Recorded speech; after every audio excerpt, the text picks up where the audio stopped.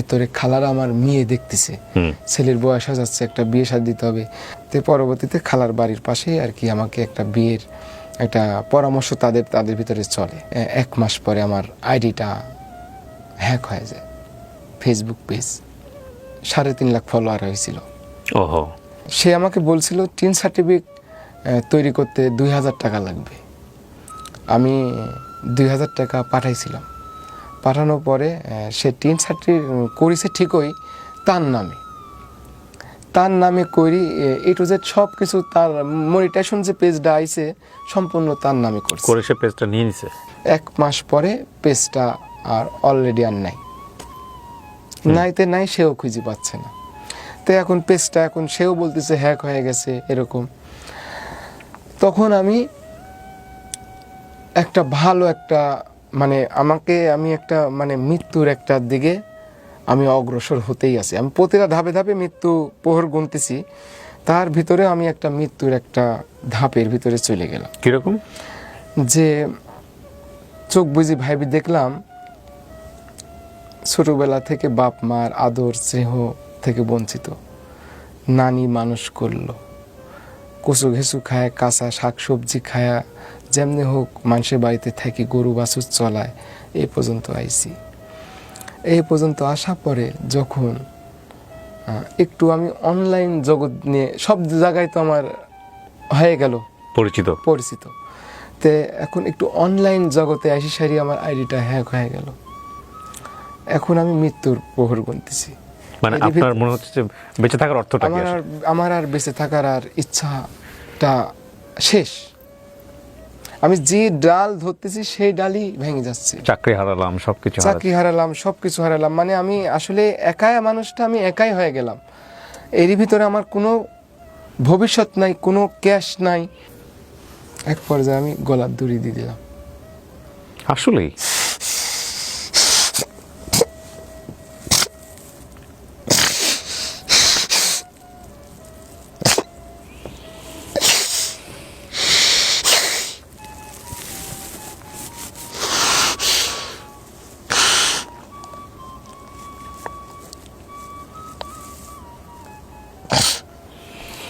আমরা শুধু মানুষদের অল্প কিছু জানি, ভেতরের গল্পটা কি জানি।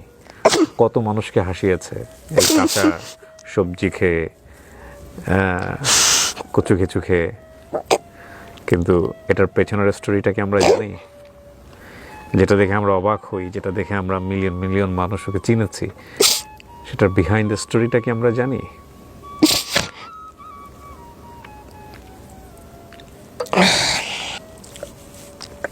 গলায় দড়ি দেওয়ার পরে পানি সবাই টের পেয়ে গেছিল। আমি দড়িটা ছিঁড়ে গেছিল। ছিঁড়ে যায়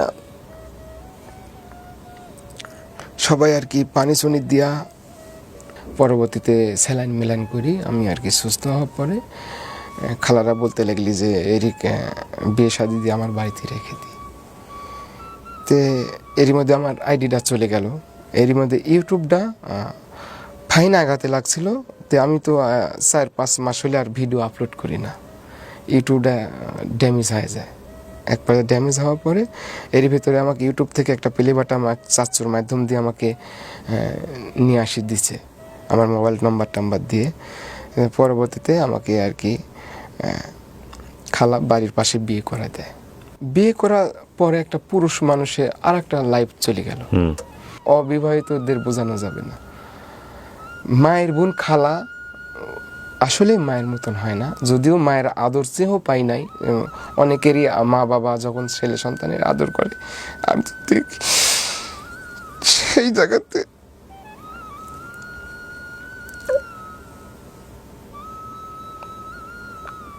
সেই জায়গাতে আমার 3 মাস বিয়ে করার পর 3 মাস আমি থাকতাম। 3 মাস খালার বাড়িতে থাকার পরে আমি এই যে মামাতো ভাই দুবাই ছিল, 2 বছর 2.5 বছর দুবাই ছিল। তাকে আমি সব কথা খুলে কই, তা সে তখন আমাকে বলে যে আমার বাড়িতে একটা সাবরা ঘর তুলো। তখন তার বাড়িতে একটা সাবলা ঘর তুলে বউলি আমি সেখানে চলে যাই। এই ছাপড়া ঘরের ভিডিও আপনি কিছুদিন আগে দিয়েছেন, এটাই সেই ছাপড়া ঘর? জি, চারপাশে জঙ্গল হয়ে আছে, মাঝখানে জি ওই ছাপড়া ঘরেই থাকি। আল্লাহ আমাকে একটা কন্যা সন্তান দিছে। শ্বশুর শাশুড়ি আমাকে যথেষ্ট পরিমাণে ভালোবাসা দেয়, আমাকে বলে টেনশন করেন না, আল্লাহ ভরসা একদিন হবে, আজ নাই কি হয়েছে, একদিন হবে। আপনি কি করেন এখন? এখন আমি ওই 1 বিঘে সম্পত্তিতে আমি আবাদ করি। 1 বিঘা জমিটাকে আপনার নিজের? এটা হচ্ছে কটের জমি।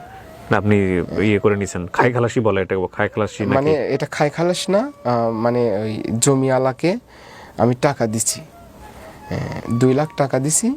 আপনি জমি দিন রিটার্ন দিবেন, টাকা রিটার্ন দিয়ে দিবেন? যেদিন জমি না, উনার যখন মানে 1 বছরের আগে তো দিতে পারবেই না, 2, 4, 5 বছর যখন উনার হাতে অবস্থা বুঝে যখন টাকা হবে আমাকে ওই টাকাটা দিয়ে দিবে, তখন জমিটা দিয়ে দিবে, তার জমিটা হয়ে যাবে। এই আপনার সম্বল, এই একটা সম্পদ। আর হচ্ছে এই যখন নিজের কাজ না থাকে আমি মানুষের গৃহস্থ বাড়িতে কাজ করি। মানে এখনো আপনার সেই, এটাকে আমরা বলি কামলা খাটা, জি, কাজ করে এইভাবে চলি। সারা দিন শেষে মেয়েটাকে একটু যতখানি কোলে পিঠে রাখা যায় সেটা করি। সব মিলেই মানুষের বাড়ি এখন ওই যে এখান থেকে যেই মনে করেন যে কালকে পাট তোলা কাজ করব, পাট কাটা, এখন দেশ গ্রামে প্রচুর কাজ লেগে গেছে। আপনার ফেসবুকের কি অবস্থা? কি নাম আছে আপনার আইডিটা? আমার আইডিটা এমডি মনিরুল ইসলাম, সেই ব্যাকেটে সেই সাত ব্লগ, পেজ না পেজ, জি, আচ্ছা, সেই সাত ব্লগ। এরই ভিতরে মানে অনেক আমার মুখটা তো চেনা হয়ে গেছে, আমি তো মানে সবার কাছে একটা পরিচিত। তো সেই জায়গায় থেকে আমি আবার নতুন করে যখন শুরু করলাম, যারা পুনরায় যে পুরাতন যে ফেক পেজগুলা ছিল, এই ফেক পেজগুলাতে পুরাতন ভিডিও ছিল এবং আমি নতুন আপডেট যে দিচ্ছি এগুলাও পাচ্ছে, এগুলা ডাউনলোড করে করে ফেক পেজগুলাও মনে করেন যে অনেক বড় বড় আইডি হয়ে গেছে অনেকেরই। তার মানে হ্যাঁ, আমরা এখন ওর যে কন্টেন্টগুলো দেখি সেগুলো কিন্তু পুরনো কন্টেন্ট, নতুন খুব একটা দেখা যায় না। হ্যাঁ, আপনি ভিডিও দেন নিয়মিত? ভিডিও ওইভাবে নিয়মিত দিচ্ছি না। ভেরিফাইড করছেন? জি, ভেরিফাইড করে ফেলছেন? জি। এখন এটা কার তত্ত্বাবধানে আছে? এখন আপনার তত্ত্বাবধানে? সম্পূর্ণই আমার তত্ত্বাবধানে। Very good, very good. আর ইউটিউবটা এই যে 5-6 মাস যে আমি ভিডিও ছাড়ি নাই, আল্লাহর রহমতে অটোমেটিক 7 লাখ পার হয়ে গেছে সাবস্ক্রাইবার। জি, মাশাআল্লাহ, 7 লাখ এমডি মনিরুল ইসলাম, 7 লাখ সাবস্ক্রাইবার ইউটিউবে অনেক অনেক। ওটা 7 লাখ পার হয়ে গেছে। তো আপনি কত টাকা পয়সা ইনকাম করতে পারছেন? ইনকাম করতে পারি নাই, ওই যে আমার মাইনাসের জায়গায় থেকে মাইনাস হয়ে থাকার পরে আমি ওই জাস্ট ইউটিউবেই 40,000-45,000 টাকা পাইছিলাম। এই তো, এটা না অনেক সাবস্ক্রাইবার, তো ভেরিফাইড হয়নি কেন এখনো? এটা ভেরিফাই হয়ে গেছে না? জি, এখন ওই আমার একটু ওই আইডিটা একটু ফিউজ হয়ে, আর ওই যে আমার জি স্যার, জি এমডি মনিরুল ইসলাম। হ্যাঁ জি স্যার, আপনি ওই যে যেটা করলে আপনারা খুঁজে পাবেন @, আমি দিয়ে দিব, এটা আমি স্ক্রিনে দিয়ে দিব, আপনারা দেখবেন, সাবস্ক্রাইব করেন। হ্যাঁ, অনেক জিনিস তো আপনারা সাবস্ক্রাইব করেছেন, ওরটা একটু সাবস্ক্রাইব করেন, এমডি মনিরুল 931, ঠিক আছে? ওখানেই দেখেন স্যার, আমার ইউটিউবে 5 দিন আগে দিয়েছে একটা ভিডিও, 10 দিন আগে। হ্যাঁ, ইউটিউবে একটা লিংক দেওয়া আছে, দেখেন ইউটিউবেই আইডির ভিতরেই দেখেন ফেসবুকের লিংক আছে স্যার। আচ্ছা, ফেসবুকেও লিংক ওখানে পাওয়া যাবে না? জি। তো মনির ভাই, বয়স তো খুব বেশি না, জি স্যার। জীবনটা এভাবে চলে গেল না, এই জীবনের দিকে যখন তাকান পিছন ফিরে তখন খারাপই লাগবে, এটাই স্বাভাবিক। কিন্তু আপনার তখন একটা মেয়ে হয়েছে, হ্যাঁ, মেয়েটার বয়স কত? 5.5 মাস। আপনার ভিটামাটি বলতে গেলে ওই ছাপড়া ঘর? ভিটামাটি নাই, এখন মামার বাড়িতে আশ্রয় নিয়ে আর কি। ওই ছাপড়া ঘরটাও মামার জায়গা? জি, ওইটা মামার জায়গা। এখন আমার জায়গা বলতে একবারই ভাষ্যমানে আছি। আচ্ছা, ভাষ্যমানে আছি, এইগুলা করি। আত্মীয় মানে পাড়া প্রতিবেশীও একটু মানে একটু বাজারঘাটেও আমি বেড়াতে পারি না, সবাই চিনে, মানে চিনে বলতে তা বাদে আমাকে একটু দেয় বেশি এমনি। হ্যাঁ, আমার গ্রাম ছাড়া যদি আমি একটু ফাঁকি বের হই, অনেক ভাইজানেরাই অনেকভাবে সম্মান দেয়, কাছে ডেকে নেয়। কিন্তু আমার মহল্লা টুক্কার ভিতরে মানে আমাকে ওই যে কাঁচা তরকারি খাই জন্য খুব একটা পাত্তা দেয় না বা দেখতে পারে না। ওই জায়গাতে একটু আমার মন খারাপ লাগে। সেই জায়গাতে আমি কি করি, আমার জরুরি একটা বাজারে না যায়, না আনার মতন না থাকা পড়লে আমি বাজারে যাই না। আমি হাসি মুখ এটাই দেখাতে চাই এগুলা খায়া, যে আমি পুরাতন চিঠিটাকে আমি ধরে রাখতে চাই, যেটা খেয়ে আমি বেঁচে আছি। এমনও দিন গেছে আমি বৃষ্টি হচ্ছে ঝিমঝিম করে খেরের পালার তলে, পোয়াল পালার তলে আমি ঢুকে আমি রাত পার করেছি। এমনও দিন গেছে নানি আমাকে একটা বাটি ধরায় রাখিছে, টিনের ছাবড়া দিয়ে পানি পড়তেছে, আমি বাটিটা ধরে রাখিছি, পানি পড়তে পড়তে পড়তে পড়তে পড়তে ওইভাবেই ঘুম পাচ্তেছি, ওইভাবে ঝিমতেছি। এরম দিনগুলো অ্যাভেলেবল গেছে, প্রচুর কষ্ট করি এই পর্যন্ত যাইছি। একটা জাগে যে আমার মেয়েটাকে যেন আমার মতো না হয়, বাপ মা বিহীন যেন বড় না হতে হয়, কারো যেন লাত্তি উষ্টা খেয়ে যেন বড় না হতে হয়। এই জিনিসটাকে আমি বেশিরভাগ সামনের দিকে ফলো করতেছি। আমার মেয়েটা একটা ভালো একটু লেখাপড়া শেখাবো, ভালো পদ্মাশীল করব। অনেক দোয়া, আল্লাহ আপনার ইচ্ছা কবুল করুক। আমাকে জাস্ট একটু বলেন তো আপনি ভিডিওটা কি দিয়ে করেন? আমি ভিডিও ফোন দিয়ে করি স্যার। কি ফোন আপনার? Realme Z10 U2। ও, খালি জাস্ট আমি কই যে আমি খালি আমার ফেসটাকে খালি ধরবা, আমি বোঝাই দিই সারি, সে ধরে। ধরার পর 1 মিনিট বা 1.5 মিনিট ভিডিওটা করলাম, খাইলাম, পেটটাও ভুললো। এখন তো আমি বোঝাতে পারতেছি না যে আমার পেটে খিদা, আমি খাইলাম।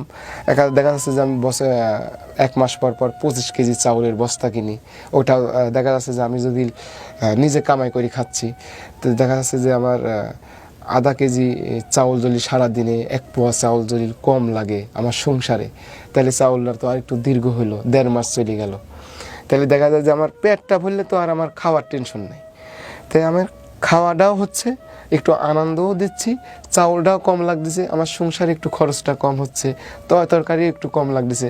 আমার গিন্নি যেটুকা রান্না করে সেটুকা খায়, 2 বার খাচ্ছে, 1 বার খায় বেঁচে গেলে আবার খাচ্ছে। দেখা যায় যে এইভাবে আমি ফাইনভাবে একটা সংসার আমার চলে যাচ্ছে। কিন্তু আপনারা ভিডিওতে কি দেখেন? আপনারা ভিডিওতে দেখেন কেউ যে আসলে কাঁচা তরকারি খেয়ে ফাজলামো করতেছে। হ্যাঁ, জীবনকে জানার জন্য একটা মানুষের খুব কাছাকাছি যাওয়া দরকার। আমি হচ্ছে আপনি যদি লেবু খান জি, টক, আমার কাছে স্যার মানে মেন কথা স্যার, সব কিছু অভ্যাসে মনে হয়, আসলে আমি বোঝাতে পারবো না স্যার। আমার কাছে এত স্বাদ লাগে স্যার, লেবু কন, তেঁতুল কন, কল্লি কন, ধুমি কন, শসা কন, মানে কাঁচা যে তরকারিগুলো রান্না করে খাওয়া যায় সেই তরকারি আমার রান্না করা লাগেই না। কিছু কিছু সময় দেখা যাচ্ছে যে আমি যে কৃষিকাজ করতেছি সেই ফলটা আমি করি নাই, আর এক কৃষক করেছে, সে আমাকে ডাক দেয় যে মনির, আমাকে প্রায় 20 জন ডাকি রাখছে। কেউ বলছে যে আমি সৌদি আরব থেকে খেজুর গাছ আনিছি, খেজুর ধরেছে, পাকলেই ডাক দেব। কেউ বলছে যে শাকরোল, কাঁঠালের মতো ছোট ছোট, ওই ফলটা রান্না করে খাওয়া যায়, এটার জন্য আমাকে গেল হাটে ডাক দিছে যে আমার জমিতে আসো। অনেকেই তে আমার এখানে একটাই থাকে, আমি তো বলতে পারি না যে আমি পেটের খিদেটা এখনও নিবারণ করি বা আমার বাড়িতে চাউলটা কম লাগে, এটা তো আমি ওপেন করতে পারি না। দেখা যায় যে এটা তো আমার খাওয়া কমপ্লিট হয়ে গেছে, আমি খাইতে পারি, আমার পেটটাও ভরে গেল, বাড়িতে চাউলের অংশটা কম লাগলো, আমি 25 কেজি বস্তা চাউল কিনি।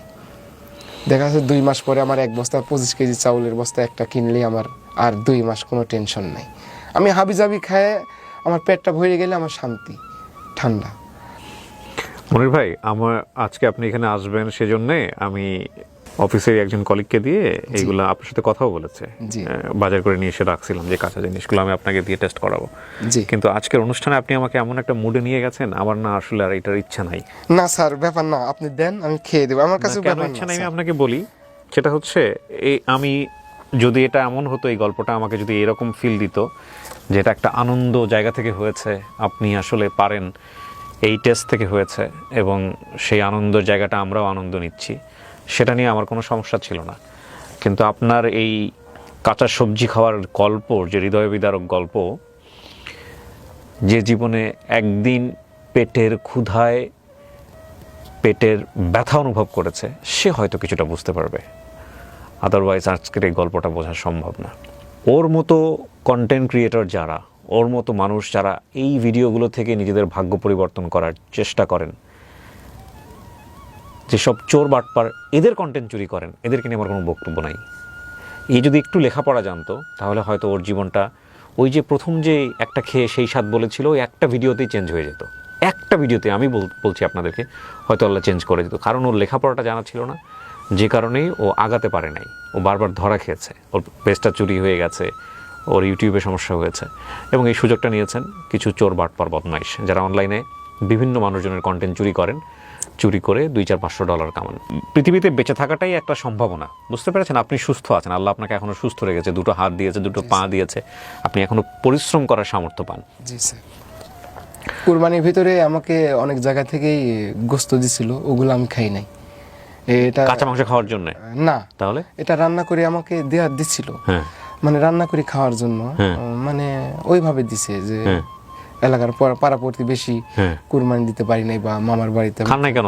খাবেন তো অবশ্যই। এটা আমি আবার বুদ্ধি করে, আমি তো পরিশ্রম করতে পারি, সো আপনি এগুলো মানুষকে দিয়ে দিয়েছেন। এগুলো আবার যেগুলা বাড়ি পুরাইছি, যারা বৃদ্ধ অচল, এগুলো আমি আবার দিয়ে দিছি। দেখেন, আমি একটা জিনিস বুঝি, মানুষের বেঁচে থাকতে না অনেক কিছুর প্রয়োজন হয় না। আপনি ধরেন আজকে অঢেল সম্পত্তির মালিক হলেন, কিন্তু আল্লাহ আপনাকে এমন একটা অসুখ দিয়ে দিল, জি স্যার, তাই না? এটাও তো একটা কথা।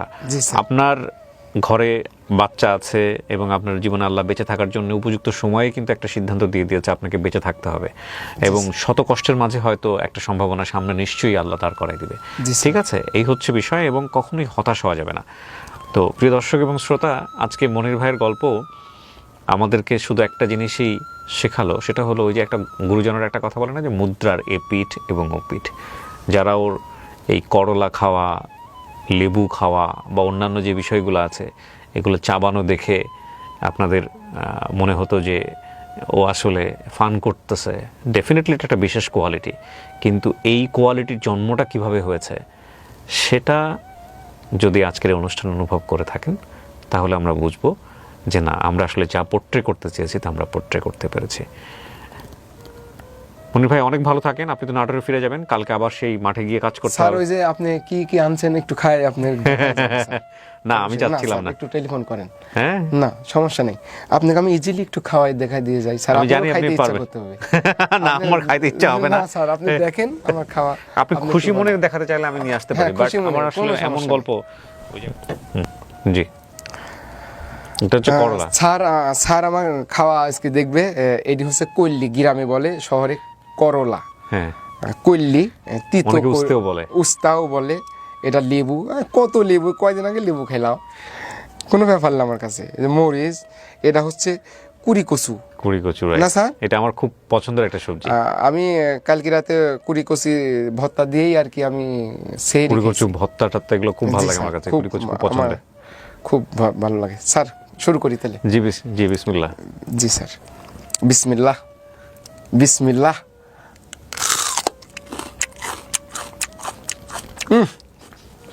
সেই স্বাদ,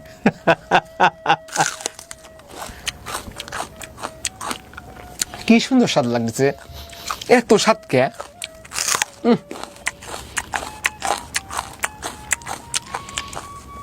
সেই স্বাদ লাগতেছে আমার কাছে।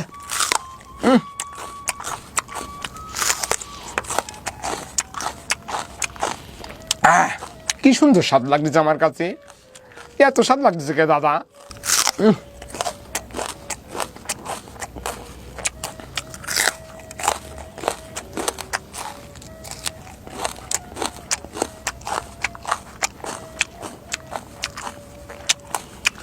দাদা এটা কি ফল দাদা, এত বড়? বিসমিল্লাহ।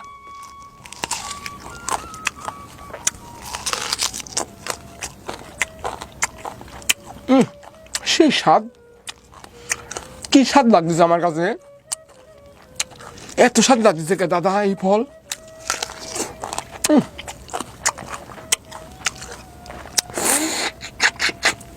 কি সুন্দর স্বাদ লাগতেছে। আমার এই বেশি ফল লাগতো না, কাঁচা 4-5টা ফল খালি আর আমার সারাদিন কোনো টেনশন নাই।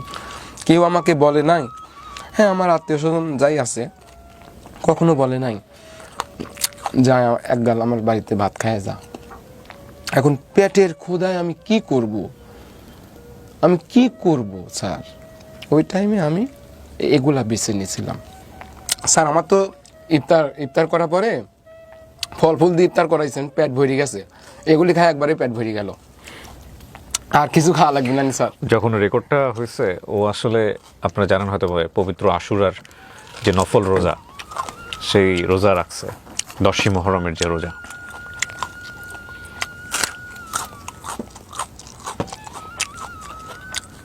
আপনার ভাতের সাথে থেকে এসব খাবার আমার খুব পছন্দ। আপনার সাথে আজকের এই ভিডিও দেখে যদি কেউ যোগাযোগ করতে চায়, আপনার যোগাযোগ করার কোনো পদ্ধতি আছে আপনার সঙ্গে? দেশ থেকে, দেশের বাইরে থেকে যদি কেউ কথা বলতে চায়? জি স্যার। এটা আপনার কোনো আপত্তি নাই আপনার ফোন নাম্বার দিয়ে দিলে? না স্যার। আমি ওর ফোন নাম্বারটা দিয়ে দিচ্ছি, যদি কেউ ওর সঙ্গে সরাসরি কথা বলতে চান, হ্যাঁ কথা বলতে পারেন। শুধু কথা বলার জন্যই, ও কিন্তু আমার এখানে অনুষ্ঠানে সাহায্য চাওয়ার জন্য আসে নাই। আমি একদম একটা কথা আপনাদেরকে বলি, এবং কোনো পরিকল্পনাও ছিল না। আমার কাছে মনে হলো অনেকে হয়তো যোগাযোগ করতে চাইতে পারেন, আমি ওর নাম্বারটা আপনাদেরকে দিয়ে দিচ্ছি ভিডিওর কোনাতে, আপনারা দেখে নেবেন। আপনি নাম্বারটা একটু বলেন, মুখে বলেন যে নাম্বারটাতে ফোন দিলে আপনাকে পাওয়া যাবে। এখানে কিন্তু অনেক ভালো মানুষ আছে, অনেক খারাপ মানুষ আছে, ফোন করে বিরক্ত করতে পারে। জি স্যার। হ্যাঁ, একটু সতর্ক থাকতে হবে, ঠিক আছে? জি স্যার। নাম্বারটা একটু বলেন। 0101191900914। এই নাম্বারে আপনাকে ফোন দিলে পাওয়া যাবে। জি স্যার। ওকে, এটা আমার মেন হচ্ছে ঘর বাড়ি নাই তো, ওইভাবে আমি ঠিকানা স্যার আসলে দিই না। তা বাদে স্যার আপনি বললেন, আমি দিলাম। আর ওই মা বোন সবারই ঘর বাড়িতে আছে, অনেকখানি সারাদিন কাজকাম করে খেতে হয়, পরিশ্রম করতে হয়। সেই জায়গাতে অনেকেই আমার ঠিকানাটা ওইভাবে জানে না। আপনি বলি দেন, কোনো ব্যাপার না স্যার। না, আমি ঠিকানা বললাম না, আমি নাম্বারটা বলে দিলাম। যদি কোনো প্রবাসী ভাই ব্রাদার বা অনেকেই থাকে হয়তো আপনার সঙ্গে যোগাযোগ করতে, আমাকে প্রচুর মেইল করে, আমি গেস্টদের পরে আমি আসলে ওইভাবে মেইলের রিপ্লাইও দেওয়ার সুযোগ থাকে না আমার। তো এই নাম্বারটা ওর নাম্বার, আপনারা যদি কেউ ওর সাথে কথা বলতে চান। বাট আপনাদের প্রতি আমার একটা বিনীত রিকোয়েস্ট আজকের এই এপিসোডটা দেখার পরে, সেটা হচ্ছে প্লিজ যারা অসৎ উদ্দেশ্যে ওর সাথে যোগাযোগ করবেন বা করার চেষ্টা করবে, তাদেরকে বলবো যে দুনিয়াতে মানুষ হিসেবে আসছেন আপনারা, ঠিক আছে? ওর কিন্তু অনেক বড় একটা ক্ষতি হয়ে গেছে। বিশেষ করে একটা সম্ভাবনা তৈরি হওয়ার পরে সেখানে থেকে ওটা হারা গেলেও সুইসাইড করার মতো মানুষ পরিকল্পনা কখন চলে যায়। তো ওর একটা সম্ভাবনা নষ্ট হয়ে গেছে। এই সম্ভাবনাটুকু যেন এই নাম্বারটা দেওয়ার পরে যেন আবার নতুন করে নষ্ট না হয়, এটা একটা বিশেষ অনুরোধ থাকলো আপনাদের প্রতি, প্লিজ। আর খাইতে হবে না, রেখে দেন। আমি আসলে দেখতে চাই নাই। প্রথম পর্যায়ে আগ্রহ ছিল, কিন্তু আপনার এই গল্প শোনার প্রতি আমার এটার কোনো ইচ্ছা হয় নাই। তারপরেও আপনি দেখাইলেন, ঠিক আছে। শেষ বেলায় একটা কথাই বলতে চাই, সেটা হচ্ছে যে একজনের বাবা মা নেয় বলেই যে অনেকের কাছে অদামি হয়ে থাকে, সেটা ঘৃণা করা যাবে না। এক কথাই যদি কিছু সাহায্য দিয়ে যদি তাকে উঠাই নেওয়া যায়, উঠাই নিতে হবে। আর না হলে ঘৃণা করা যাবে না, কুনজরে তাকানো যাবে না। একটা কলমের ফুটা দিলেও এরকম অর্থ আমার নাই। সেই জায়গায় থেকে আল্লাহ দিলে 2-4-5 জেলার মানুষ আমাকে একটু চিনে জানে। দর্শক এবং শ্রোতা, শেষ হলো আজকের এই এপিসোড। যারা তখন আমাদের সঙ্গে ছিলেন তাদেরকে ধন্যবাদ জানিয়ে আমরা শেষ করছি। আবারও বলছি, মনির ভাইয়ের যে নাম্বারটা দেওয়া আছে, কেবলমাত্র যারা মনে করেন যে ওর সাথে একটু কথা বলতে চাইবেন বা আমরা এই এপিসোড দেখে যোগাযোগ করতে চাইবেন, অনেকেই আমাকে করেন পোক, সে কারণে দেয়া। এখানে উনি সাহায্যের জন্য আসেনি। সো এই সম্মানটুকু যেন তার প্রতি আপনাদের থাকে। শেষ করছি। আসসালামু আলাইকুম।